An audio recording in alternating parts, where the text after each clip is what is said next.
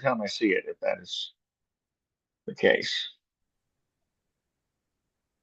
For those of you that don't know, Naresh has a whiteboard that sits behind him when he's at home here on the wall, and it has a message on there from his daughter about that she loves him, and it's really just cute. And then he never erased it. It just stays up here. It's like that's beautiful. That's wonderful.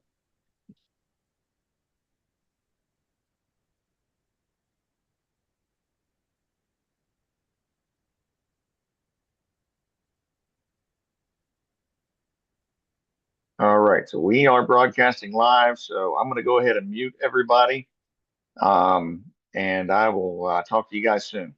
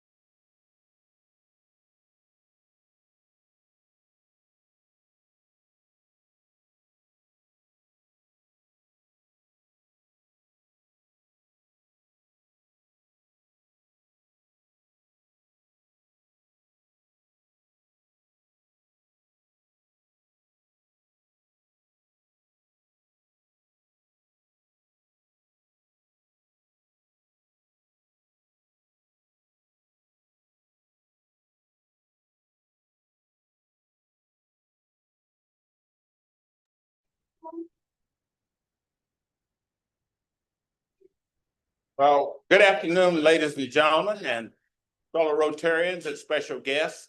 Welcome to the afternoon Rotary Club of Lexington, Kentucky. And for those of you who are joining us by Zoom, we welcome you as well. My name is Bill Wilson. I am Jim Richardson's stunt double for today. And the only good news I have for you is I will not be telling any dad jokes today. Don't worry, you'll get plenty of them later on as such. At this time, we'll invite, let's see, Jack is going to stand over there and he will give us our pledge, four-way test, and our inspiration. Jack McAllister. First of all, let's do our pledge. I pledge allegiance to the flag of the United States of America, to the republic for which it stands, one nation, under God, indivisible, with liberty and justice for all. And now our four-way test. Is it the truth? Is it fair for all concerned? Will it build goodwill and better friendships? Will it be beneficial to all concerned? Thank you. Have the introduction of guests. Inspiration. Oh, inspiration. I'm sorry, you're right.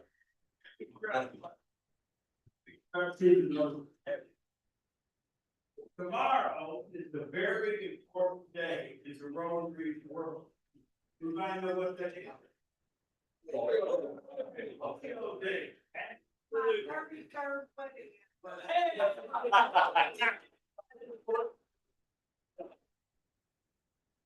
And this day commemorates Rotary's ongoing efforts to eradicate polio.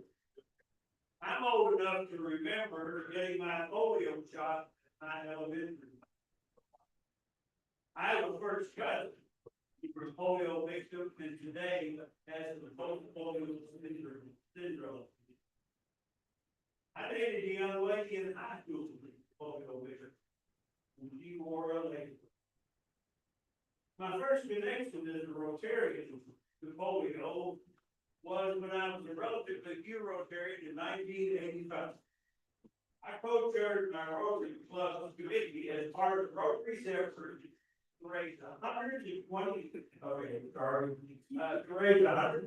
million to launch its polio eradication effort. In 3 years, they didn't raise the $120 million. They raised $247 million along that. That time, there were about 350,000 cases polio.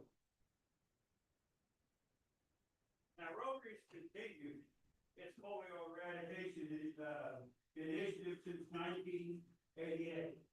In that time, it's an estimated almost 3 billion children have been protected against polio. Thus far in 2025, there have been only 36 cases. 29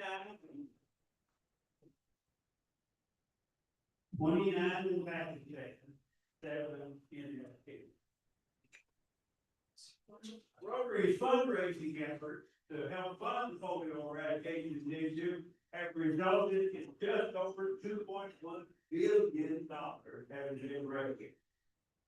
Since 2017, up to $50 million a year raised by Rotary has been matched 2-to-1 by contributions from the Bill and Melinda Gates family. This agreement was released this June in the Rotary International Convention in Gallery, Alberta, and it will continue for the next 3 years. Just 1 week ago, our Rotary Club, just 1 week ago, our Rotary Club held a ride with polio cycle view, to which our Rotarians contribute. And the each of us this week received an email from past district governor Rick Name telling us that the video entitled "The Polio Crusade" aired on the American Experience on PBS.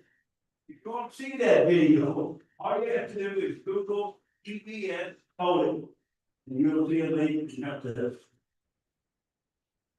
I'm still inspired by Rotary's dedication to the eradication of polio because its intent is to prevent death and disability to children. According to the World Health Organization, failure to eradicate polio would result in a global circulation of the disease.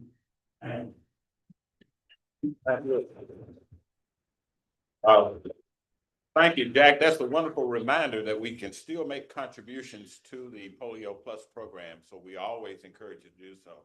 Right now, we'll have the introduction of guests by Rotarian Rod Hartzler.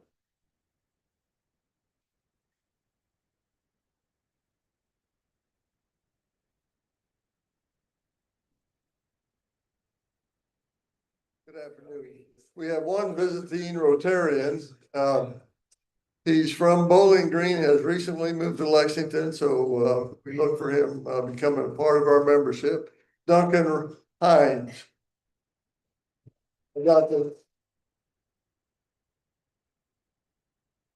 have some other guests. Regina Shamote is a guest of Christine Woodson. Stand up way in the back. Jacob Talby's guest of Marion Macklin, or Martin, excuse me. Sawyer Knowles, guest of Lyle Hanna. Brandon Gross is Darby Turner's guest.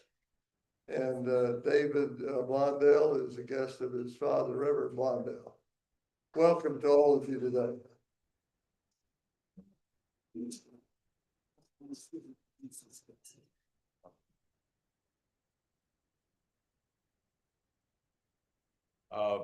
Now come to the time where we have our lottery.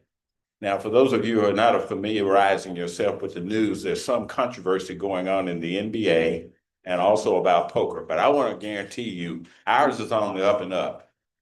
We do everything legally correct here. And Tom Lester's helped us do this. So this is the gambling part of our committee meeting right here.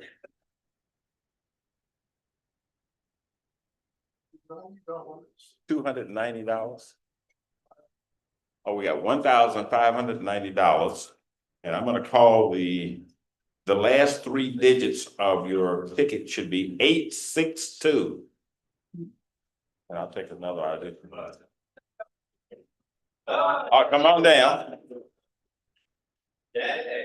And while he's coming, the next draw, the last 3 digits are 901. Queen of Hearts is what we're looking for. That's close. Queen of Spades.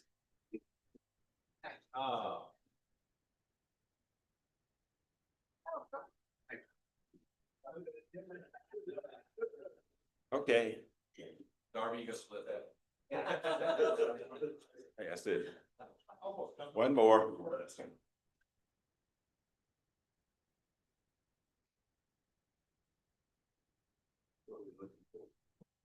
Queen of Hearts. Ah, got the, what's it? Jack of Diamonds. Well, thank you for the participation in that. And anyone who comes in to this room from now on and wishes to participate in the lottery will have to undergo a search. No belt buckles or anything. You'll have to probably strip down to make sure that it's always open and honest for everyone. Today, we're celebrating birthdays this week and next. Bruce Daly, Kathy Stafford, Martha Rydell, Pete Perlman, Paul Tuning, and Jeff Moret. Let's give them a hand for that.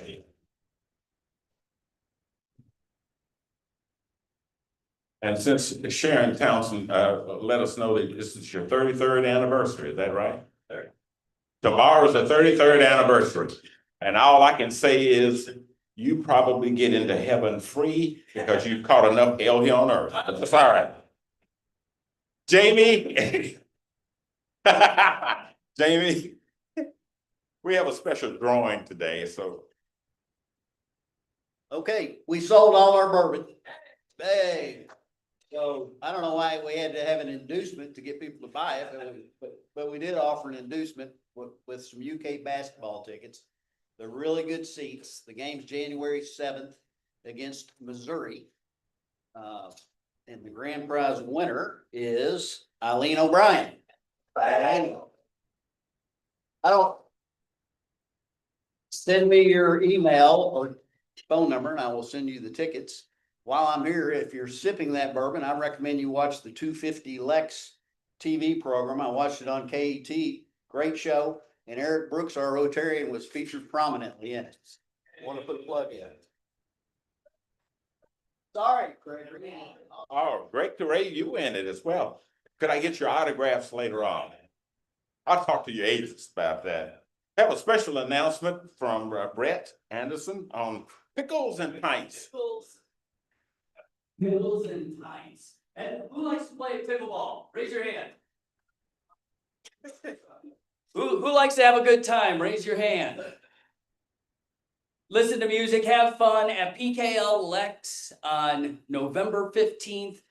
$50 to play. If you've never played before, you're perfect for this. If you're experienced, you're perfect. There's 2 divisions, novice and experienced. Novice starts at 4 p.m. Experience starts at 7. We need players. It's only $50 to get yourself out on the court, and we need sponsorships as well. So Pickles and Pints, there should be something on the table for everyone to go ahead and register and sign up. Thank you. Thank you, Brett. For a moment, let me make a correction. Uh-oh. Actually, the lottery is rigged. Darby, you won. It was supposed to be the Queen of Spades. So let's get you taken care of if you want it. We'll get you lottery winnings. I have to say, that sounds a bit suspicious to me. I don't know how to deal with this, but I don't know about all this now. Well, moving right along. I've been in this Rotary Club for 33 years. That's the first time that this has ever happened. But congratulations, Darby, on that. By the way, as far as pickles and pints are concerned, if you don't want to play, you can volunteer to help and assist. There's going to be a meeting here, I think, today after lunch. And if you're interested in helping, please stay or see Susie Basham if she's around. Tomorrow, early morning mixer, 8 to 9:30 a.m. at 46 Solutions at Lexington Green. This month is sponsored by Commerce Lexington. Thank you, Commerce Lexington. Appreciate that. And this is the month that we have a time and opportunity to mix and mingle and to build our networking opportunities. Next week, the 5th Thursday, UK men's basketball game watching at Roosters on Richmond Road. We have a private room set up. The game is at 7 o'clock. No betting on the game. I'm just kidding. Next field trip is going to be a really good one. It's the Bluegrass Stockyards, Thursday, November the 20th. We'd like to ask you to sign up for box lunch tours and see this amazing facility. I've already been there, I visited, and it is really worth the effort to get there to see it. So those are the announcements that we have at this time. And now, a really special time in our program where we introduce the new Rotarians. First of all, Alicia Chapin, if you'll come forward. Thank you, sir. I am super, super excited to introduce Mariana, tell me again, Talby. She changed her name on me, it wasn't. I actually have asked her husband to introduce her because he knows her better, and I want to make sure that we as Rotarians do justice because I'm so excited that she is a part of us.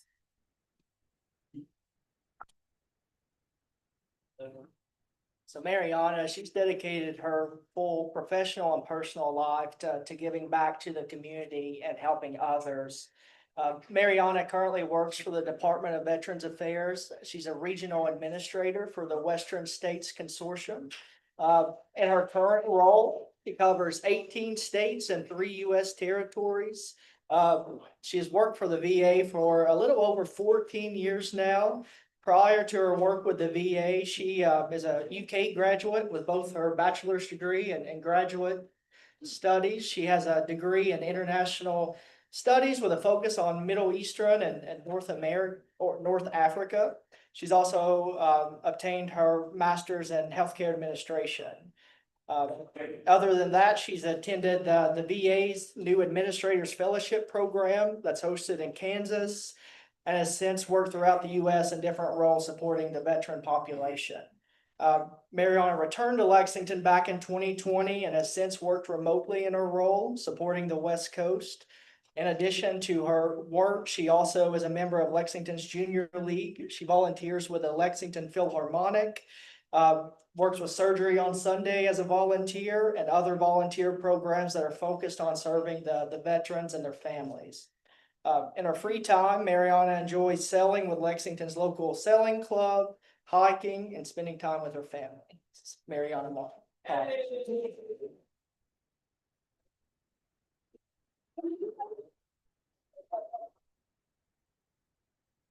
Well, welcome, Mariana. Your first obligation and responsibility is to recruit your husband as another level. Next, our newest Rotarian is going to be introduced by Bob Millwood. He'll do it from his seat over here. So Bob, you introduce our newest and latest Rotarian. Thank you.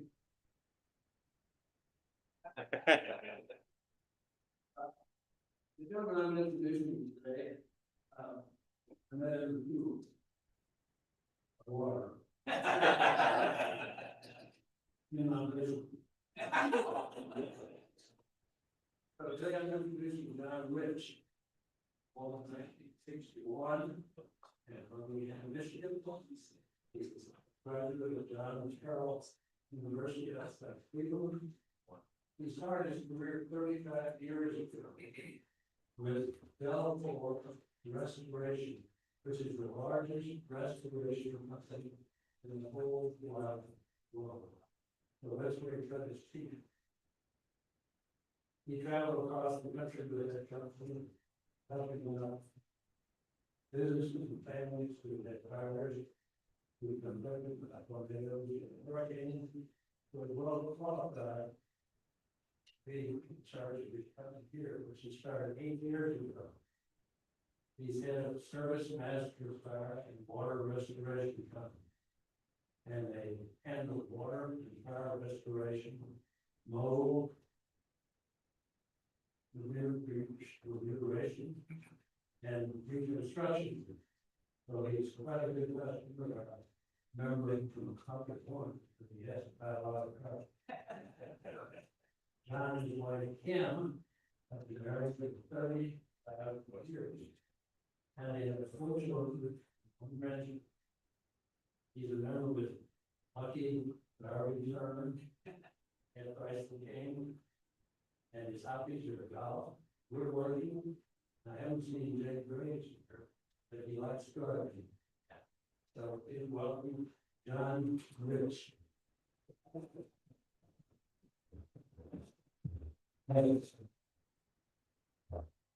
Dr. John and Mary Ann, thank you for joining us.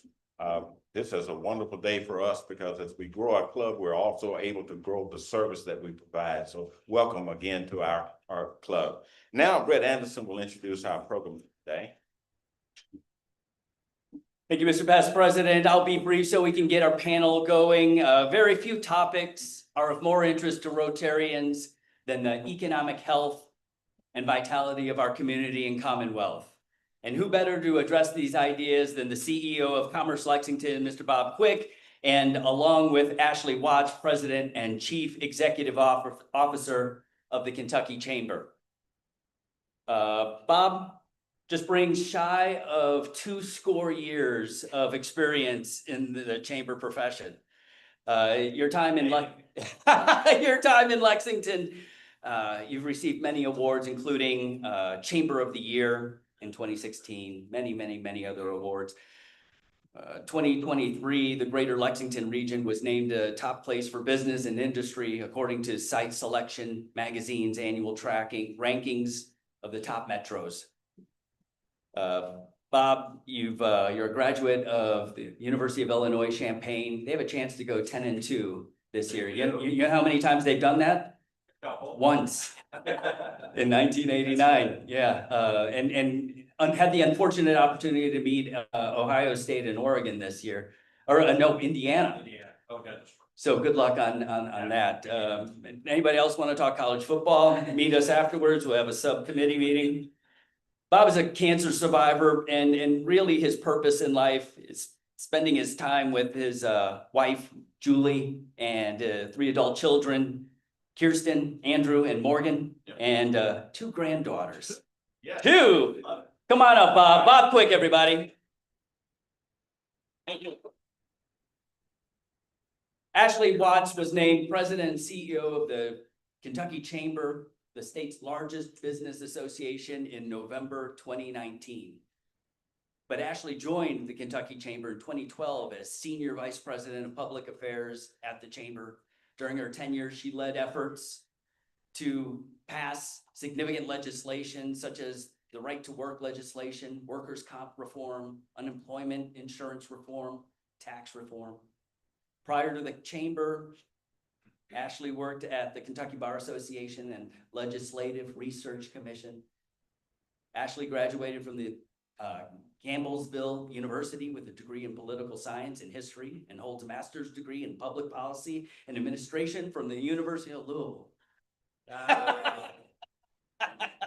We like you anyway. Yes. 2016, you are a graduate of Leadership Kentucky and currently serves on numerous boards, serves on Kentucky Energy Planning and Inventory Commission, where you were also elected chair in 2025. Currently resides in Frankfurt with your husband, Ryan, and 2 children, Emma and Carter. Please welcome Ashli Watts. And here to moderate the panel is Andy Johnson. Andy is the Chief Policy Officer of Regional Engagement at Commerce Lexington. She joined the organization in 2013 and is responsible for representing the concerns of its 1,700 members at the local, state, and federal level. Andy got a bachelor's degree in political science from Georgetown and master's degree from UK's Patterson School of Diplomacy and International Commerce. In her free time, she loves to walk her dog, Miss B. Ladies and gentlemen, Andy Johnson and the panel, please have at it. Thank you all for having us today. I am standing in the aisle as the moderator of discussion between 2 individuals that I adore both personally and professionally, so I'm really happy to lead the discussion. So, As she looked at Ashli, not me. Okay. That's true. So I'll go ahead and get started, and I'll ask a few questions just to guide the discussion and lead up to those questions. You all will finish out today. So to get started, one thing that we talk a lot about is for a long time, chambers of commerce have really been trusted leaders within the community as conveners, connectors, and problem solvers. But as the world rapidly changes, business changes, technology changes, what the workforce is looking for changes, many people ask, are chambers of commerce still relevant? What role they play in the community? Our professional association at the national level, the Association of Chamber of Commerce Executives, recently did a study And it found, they surveyed adults across the country and found that 80% of people still trust their chamber of commerce as a convener and a community problem solver. So being in this profession, that's very reassuring, but I want to pose the first question to Ashli and Bob. You know, why do people trust chambers? Has the role of chambers changed over the years, or is it still the same? And what does it really take for business leaders to build trust in? Well, thank you all for having me. I said I have Bob and Andy with notes up here, Robin's up there, eating my soup and sandwich, getting ready to hop up here, but thank you all for having me, and thanks Andy for that question. You know, something that I think about a lot, as a Chamber of Commerce is the relevancy of a Chamber of Commerce. Are we the same type of organization we were a decade ago, 2 decades ago? And I think the answer is we're ever evolving and we're ever changing, and I feel like we're ever rising to the occasion of meeting businesses need where they are. And so when you look at like the Edelman barometer of trust that comes out every year, you know, people don't have much trust in politicians. They don't have much trust in other types of organizations, but they always trust business. They always trust especially small businesses. And so when you think about chambers of commerce, even my own chamber, which is, you know, the largest business association in the state, that 80% of our members are small businesses. So people know they're small businesses. They may see the chamber on the news or see me involved on a stage somewhere. They also know the hardware store on Main Street, or they know that manufacturer down the street that helped provide relief during COVID or whatever it was. Everyone knows their local business community who are always there to step up when they are needing those times. And I think that's the job of the chamber. And you mentioned the word convene. I often say that if there was a superpower of a chamber of commerce, it is the ability to convene. We can convene various groups and stakeholders. Maybe not every single person or every single elected official agrees with every single chamber of commerce stance, but I assure you they agree with some of them. And so because of that responsibility that we have, that I think is kind of the chief convener of the states and local communities, we can bring together people from different sides of the aisle, different views of opinion, different industries, and work through complicated problems. I think as long as chambers continue to play that role as convener and problem solver, and adapt to what businesses and communities need, we will always be relevant. At your table, there's a handout we put together. Another thing I want to get on with the game level of Joe. We've been in business since 1797. And in 1881, we had the original copy of our minutes we read of Darby about 10 years ago at our annual dinner. And the issues then were almost the same as the issues today, thanks to the cycle. But we found out an awful lot about our history. And it's pretty long lasting. We just found out this past week, looking at more research materials, that we're actually the 5th oldest chamber in the nation. I know, that's what I did too. Wow, that's pretty cool. So you don't last that long and grow like the chamber industry has grown unless you bring value. And everybody looks at it, when people write that check, they don't just send the check because they want to, they send it because they think there's value. And then if you look around all the major issues in the community, what are we going to find there? We do it we get involved in quiet ways because we want to figure out how do you really get to the root to solve an issue. And so again, I just go back to people look at that. Word gets around. Rotarians oftentimes here before others just because we have a lot in common, and we try to share as much as you all as far as what we have accomplished or the issues that we tackle. The last thing I would say is that we tackle the toughest issues. We're not afraid because if you tell us as our customer that this is what the issues that are affecting you, and our 80% of our membership is also small business, maybe 85. We've got to listen to you, and then we have to be dealing with this issue. So let's dive a little deeper into some of those issues where chambers have been, those connectors, those conveners, where you all, whether in state chamber or locally involved in the region, have really been driving conversations or key initiatives, things that you're most proud of, where you really had that proactive role in shaping and being a catalyst. Yeah, I think being proactive is essential to chambers of commerce. I always tell our team and our board, if we are behind something or if we are reactive, we have missed the ball. I think our concept is to listen to our members, hear what issues going on, and then put forth solutions, and then take that solution to the next level of advocacy. And so right now, for example, the last couple of years, as I've traveled the state, I was hearing a lot about housing and childcare. And these are two issues that probably 10 years ago, when someone from a chamber traveled the state, you weren't really hearing about. And from our perspective, the tie that ties all of our issues together, I think, is workforce. And I'm sure it's the same at the local level as well. And so we started hearing from local communities and local businesses that they didn't have enough housing needs in their community. They didn't have enough housing to meet the needs of the community. They also didn't have enough quality childcare to support what we're family.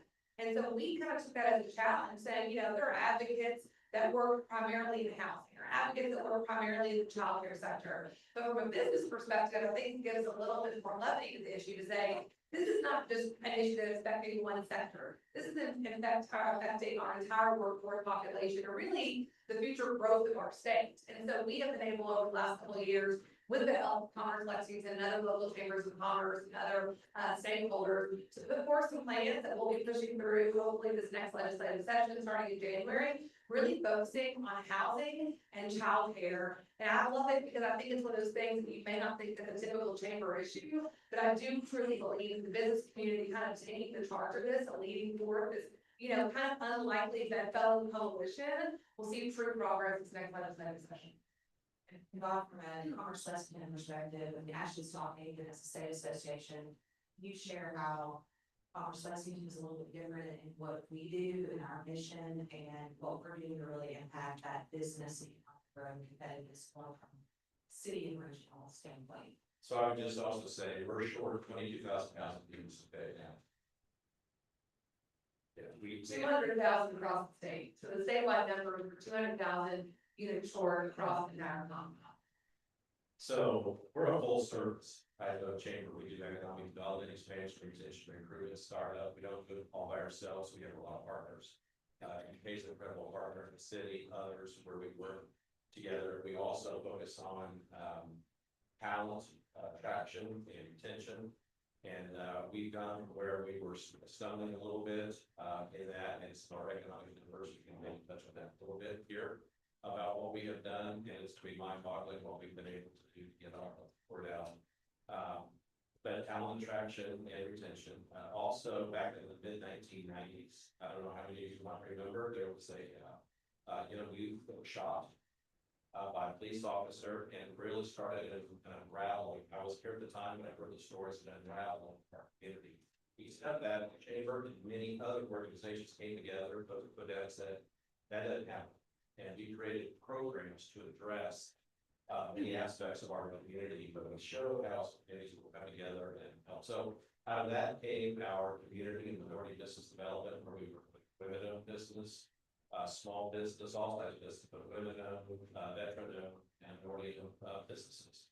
And then we developed an accelerator and a lot of other unique programs where we tried to help the small business sector. We do leadership, Lexington Leadership Center of Kentucky. It's about leadership development. Leadership Center of Kentucky is about pulling and reaching together so we get to know each other, so that we don't get in all these situations where other communities are fighting they're not civil at all with each other. We often say that about Washington and what's going on there. But we come together, we get to know each other. When you get to know each other, we build relationships, we build trust. And that's what we've done, and hopefully we can get into some other things, because our journey began back 40 years ago when Toyota came and we started getting into the regions. And then the one thing that's going to be beautiful music to Andy and Ashli is here, is that to me, everything starts and stops with public policy. Is that the guardrails are set up by government, what we can and can't do, how successful we can be. And that's why we always have to be out there, battling, fighting. And our leadership trip that we do, it's the longest in the nation, oldest in the nation, and biggest. We take 160 to 200 people to a different place to learn what they've done well and to learn from their lessons. So that full service type of organization, and it's served us well over the years. And I got to give a lot of credit to the in this room. One of the most instrumental things that we did was back in 2004 when we merged 3 entities into one, and we became one voice for the community. And then we now work out of region with our partners there.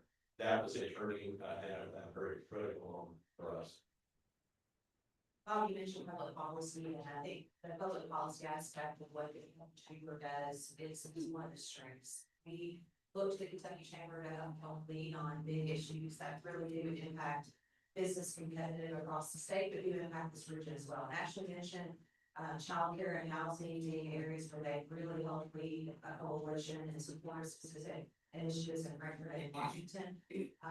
And you all really are that intersection of business, education, government on those big topics. Are there other policy issues that you think have been important in terms of really shaping and changing the business climate in Kentucky that have also helped impact us? Yeah, absolutely. So when I think about the Kentucky Chamber, you know, we survey our membership every couple of years, basically say, why are you a member of the Chamber of Commerce? And we do a lot of things. Many of you all have been to our big dinners. We have great foundation programs, events, etc. But over 90% of our members join the Kentucky Chamber and pay their dues because of our advocacy. They want to make sure that we are their eyes, their ears, and most importantly, their voice at the Capitol in Frankfurt and also in Washington, D.C. And so that's the primary bulk of what we do. And that's really kind of is the one thing that kind of holds the chamber together. I will say, in addition to some of the issues that I've covered already, I think one of the biggest kind of turning point moments in policy the last couple of years has been tax reform. So we have talked about tax reform, and I always say I've been working in and around Frankfurt for over 20 years, and you can ask anyone to support tax reform, and every single person says yes, but everyone has different ways of getting there. And so over the last couple of years, we've been able, with the help of the General Assembly, to lower our personal income tax, and hopefully you all have noticed, from 6% to now 3.5%. Yeah. So that affects every single Kentuckian. It affects every single working family that more money is left in their pocket. And we've been able to do it, we think, through a really responsible way, where there's still money in the coffers. There's still money in the budget for the things that we care about, like education and public safety and transportation and all the things that make our community so wonderful. And so I'm really proud of the chamber. Several years ago in a strategic planning session, the board really said, you know, enough talking about tax reform, let's do it. So we ended up partnering with the National Association, the Tax Foundation, really putting forth a plan that led us to the path of tax reform that we are on now. And we haven't had to raise our sales tax either. And so to have a tax code of what we have with 3.5% income tax, not having to raise the sales tax, makes us really competitive. And when we're looking at neighboring states, and I'm sure we've got Andy, they do a lot more hands-on economic development, commerce mindset then. It definitely is one of those things that businesses look at before they locate in a state. So I think if I had to think of kind of one defining public policy moment over the last 10 years, I think the big thing I would say is lowering the income tax for every single Kentuckian. You can tell in the rankings that we went from, I think I have this correct, from 36 down to our business climate and tax policies. I think we're 18th now, so that really does matter, and it's really an important ranking. And speaking of rankings, well, we do look at not only other states, but other cities and regions, and something we're really proud of is just how well received the greater Lexington region is. So we work here in Lexington, but we've also worked from an economic development perspective within the 9-county region. And our quality of place and our economic development assets really are strengths when we compare ourselves to other cities. So anything we can do at the state level to improve this business climate policies just really accelerates what we're doing here. And speaking of that, something that's unique is really how we've taken that regionalism to the next level, and some things that we've been doing around housing as well. So would you be able to share a bit more about how regionalism from a chamber perspective has evolved and how we're leading in that space? So 40 years ago, it's way they came to town, and they don't tell you what to do. They suggest that maybe work together more collectively, regionally, makes sense. But I will tell you, you may say, boy, it took you so long to figure this out, but it took us about 40 years. To where we finally got to a point that people were talking about revenue share, and when that was a dead issue, and caused a lot of controversy, and people talking about a lot of things that the region wasn't buying into. However, when we got to know each other, really went out for our public policy efforts going to DC together. When we tried to pull all those different pieces together, our leadership trips, we tried to get more people from the region on those trips. As we got more effective at that, and then Jenna Greathouse was, I think, the first one to join in the group called Bluegrass Alliance. It's the economic development professionals utility heads that get together every month and a half or so and talk about how we can start to work together. Well, initially, all we did was play golf. Jenna said, I don't play golf, and really, we can do some other things to keep it back, and we did. And so she led an effort going forward, and that entity is still in existence. But what's happened now, we have to trust. And so, but we also had a wake-up call. People will say, oh, that leadership trip is probably a junk. These leadership trips are not a junk. You go to our website and you'll see a whole list of outcomes, things that we brought back to us that and implemented.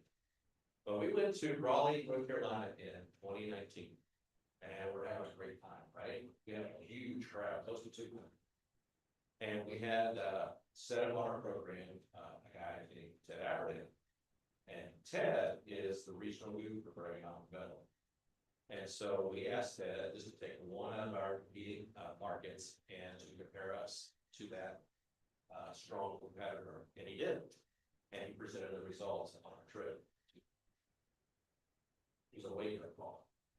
We were slipping in the key area of economic momentum, GDP, capital income, gross wages, on and on and on. It wasn't good. And I mean, it was sobering. So we came back, and because we had a relationship, there were no meetings before the meetings. We all came together, like as a regional public and private. We met, for a couple of years. It really took that long to get this all pulled together. Brought in DCI, which is a global marketing. And we put together a plan collectively, all 9 counties, counties contiguous to Fayette, and Franklin, and Montgomery, and we all started working together. We put together a plan, which we have, and we're rolling it out. We haven't been telling our story well enough, so we now tell our story really well. I think last I saw, we have 21 million people have viewed our product, have looked at us online, and we're going to have just a session to come back just to talk about the study because it's really blowing the minds of people around the country. We're now extremely competitive, and we're doing a lot of more things now, and we're just on the front end. So anyway, I got the signal. We got to start wrapping it up. I just want to say that we have to be regional. We can't compete against the market. We compete with 12 others, and they're going to eat our lunch. And now they're coming after us.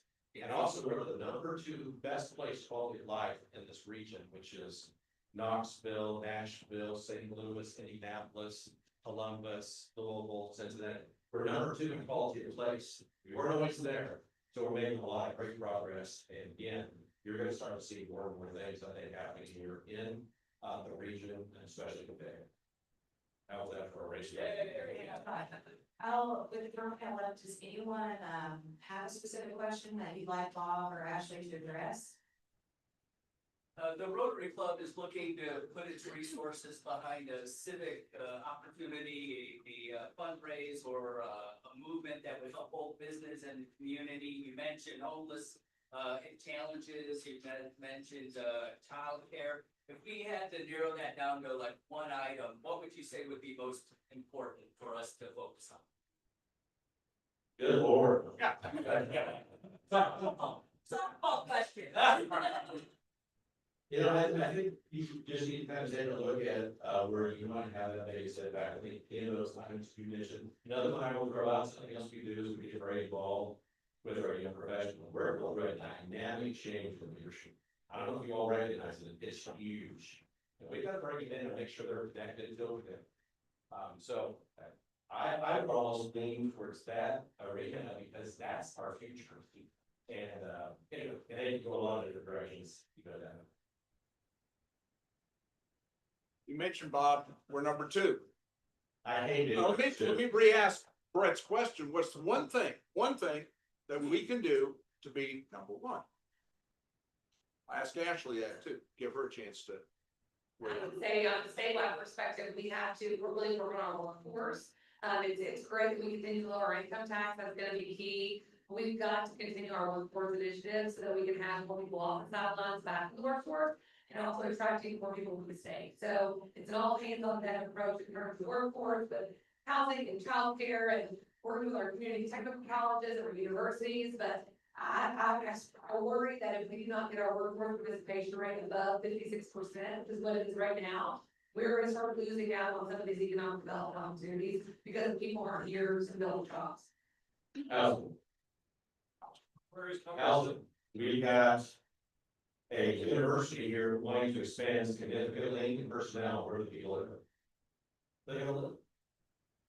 And if we want to grow, we gotta have a region working together, regionalism.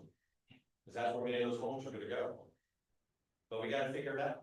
But those, so I'm really about two things, but they're critical. One more question. When I was at Toyota, the question was always coming up where the tradespeople come from. You know, who's gonna replace the machines? People who keep the plant running. How are we doing nothing now? Have you seen the hub right down here, the old Harold Theater? Go inside that place. Go inside that place. That is amazing what's going on. It's right here and it is local. It is locally what's going on and that's where it's going to come from. We've been at a business community has been behind them for years trying to get that funding. And it's something we can only about, but that is one major area. It's a huge one that will really blow you away. Thank you all very much. Testing. Let's give our people, our friends from the chamber, another hand.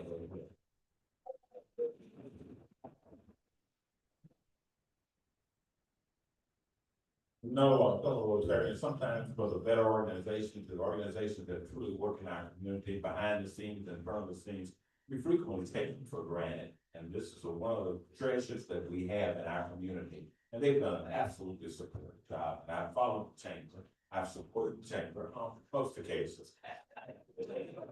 But I think Bob's last point about that housing issue is something that is going to need to be addressed, and we have to work together with the University of Kentucky to solve that. To thank you all appropriately, we have Bill Strauss, who's given this a pass for each of you. That's very nice of you. Thank you, Bill. Thank you. And thank you, Richard. You all. Thank you all again. Appreciate it. We have a new family here in Kentucky. The sales just announced they've got a new charter for a Rotary Club in the sales. And I think about 28 members there. And we've had several members here. Susan Adams, who's really been a consultant to them. Dean bought them a bell of some kind. All Jimmy did. You know, wonderful group of people, and we're looking forward to support them. Ladies and gentlemen, we're now.